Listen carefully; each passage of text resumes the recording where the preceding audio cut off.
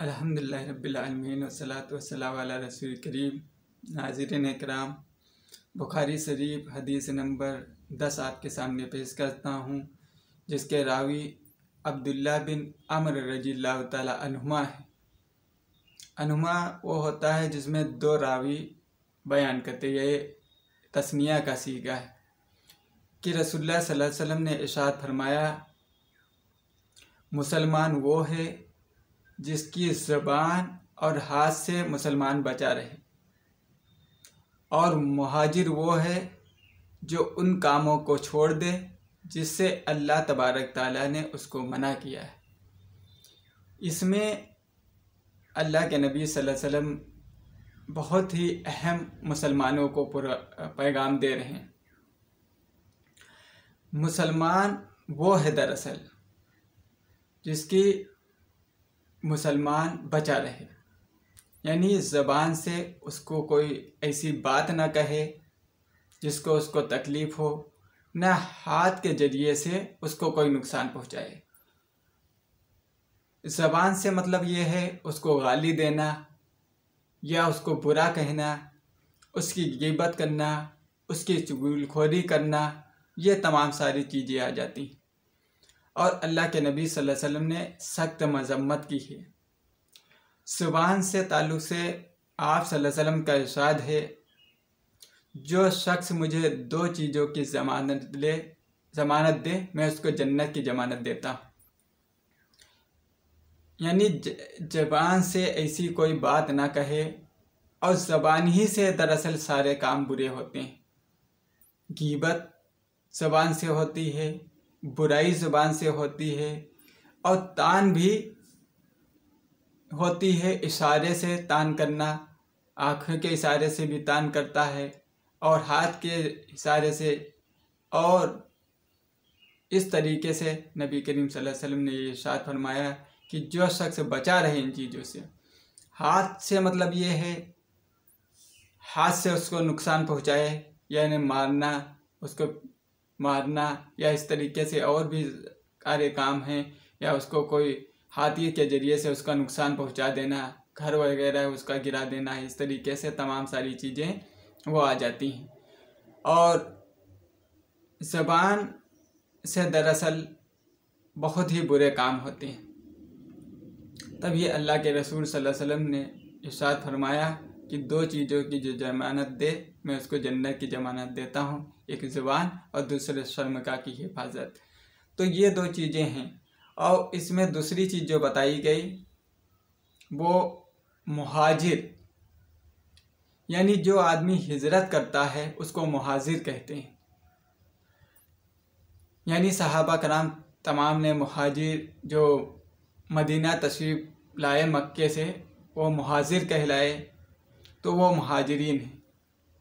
यानी मुहाजिरीन ये जमा का सीगा है। तो मुहाजिर दरअसल वो होता है जो हिजरत करके आता है। यानी हिजरत तो अब बाकी नहीं रही, लेकिन कोई आदमी हिजरत पर अमल करना चाहे तो अल्लाह तबारक ताला ने जो भी उसको बुरे काम से रोका है उससे बच जाए, ये दरअसल हिजरत ही है। एक हदीस में नबी करीम सल्लल्लाहु अलैहि वसल्लम ने इरशाद फरमाया, मैं तुमको 5 चीज़ों का हुक्म देता हूँ। यानी 5 चीज़ों का हुक्म देता है, खमसा 5 चीज़ों का हुक्म देता है। एक तो ये जमात बनकर रहने का, दूसरा ये कि जमात का जो अमीर हो उसकी सुनना और उसकी इताअत करना, 3 चीज़ें हो गई। और हिजरत का और जिहाद का। अब हिजरत तो अगर माने में ज़रूरी नहीं कि हिजरत वो हो, अगर कोई अमल करना दुश्वार हो जाए कहीं पर तो हिजरत कर सकता है, कोई मुश्किल काम नहीं, दूसरे शहर में जा सकता है। लेकिन सबसे बेहतर हिजरत दरअसल यही है, अगर आपको दुश्वारी नहीं है तो वो काम आप छोड़ दें जो अल्लाह तबारक ताला ने मना किया, ये हिजरत है। और जिहाद के मामले में ये हिजरत का जिहाद भी आज के दौर में लड़ना किसी के है नहीं। जब ऐसे इम्कान हो जाएं तो भले लड़ा जा सकता है, लेकिन ऐसे कोई हालात नहीं। लेकिन जिहाद के यही माने होते हैं, आदमी अपने नफ्स से लड़ना, ये भी जिहाद है। एक हदीस में मैंने देखा था बाज़ हजरात उसको बताते हैं ये ज़ईफ़ हदीस है। उसमें ये अल्लाह के रसूल सल्लल्लाहु अलैहि वसल्लम ने फरमाया था कि हम लोग छोटे जिहाद पर से वापस आ गए, बड़ा जिहाद हमको यहाँ करना है मदीने में रहकर। साहबा ने पूछा वो क्या? कहने लगे वो अपने नफ्स से जिहाद करना। ये अगर हम लोग इस तरीके से देखें, हालांकि ये हदीस उलमा कराम बताते हैं ज़ईफ़ हदीस है, लेकिन इसका एक अहम पस मंज़र है, इसका एक अहम ताल्लुक़ है। ये अगर हदीस पे चला जाए कि ज़ईफ़ हदीस पर अमल कर लिया जाए, कोई हर्ज नहीं है। अगर इसके अपोजिट ना अपने नफ्स से लड़ना, जाहिर बात है हम हज कर अस्तगफिरुल्लाह नौज़ बिल्लाह, हम लोग जिहाद करने जाते हैं, गए कुछ दिन वापस आ गए, महीना भर या 15 दिन, जो भी महाजिर अंसार थे, तो देखिए अपने मदीने में रहकर तमाम बुराइयों से वो बचते थे।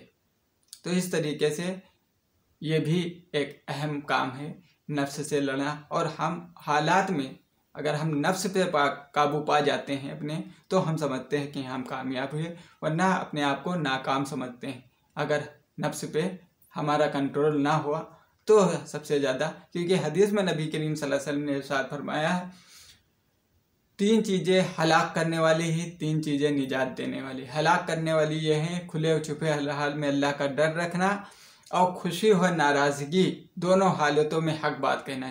किसी से खुश हो या नाराज़ हो, दोनों हालतों में हक बात करना।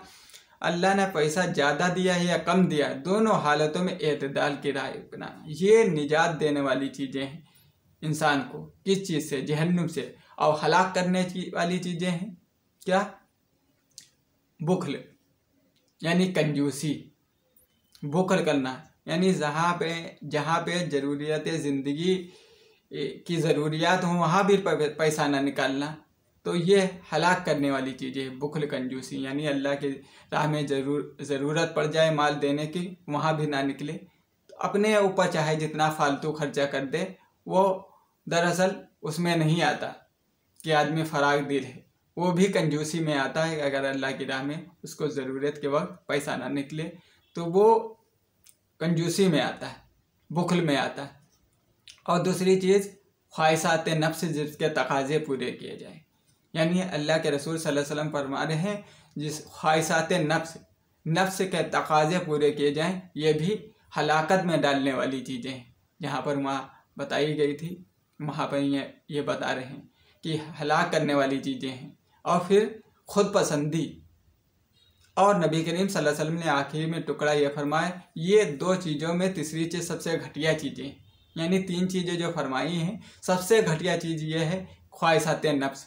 यानी बाज़ लोग कुरान हदीस की इनको बातें बताते हैं, लेकिन वो कहते हैं हम नहीं मानेंगे, हम अपनी नफ्स की मानेंगे, हमारा दिल जो कहता है हम करेंगे।